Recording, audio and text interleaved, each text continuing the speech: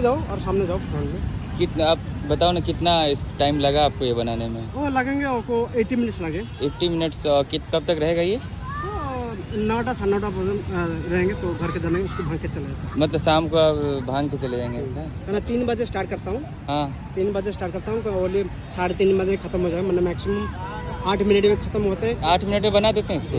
अरे वाह। 8 मिनट खत्म हो गए, लेकिन ऑडियंस के जिसका इंटरेस्ट हो हाँ, कि हाँ। कलाकार को लाइक करे, सब्सक्राइब करे, जो आर्टिस्ट को भी शेयर कर सकते हैं। हाँ। और भी जितना आर्टिस्ट को कमेंट करेंगे तो भी अच्छा आर्ट और इंटरेस्ट बढ़ेगा। जितना आर्टिस्ट को सपोर्ट करना चाहिए। Yes, sir। क्या नाम हुआ आपका?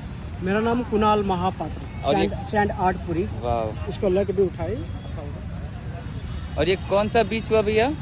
ये गोल्डन बीच। ये गोल्डन बीच है पूरी। और गोल्डन पैलेस उस तरफ है। बहुत अच्छा कलाकारी है भैया का। थैंक यू भैया।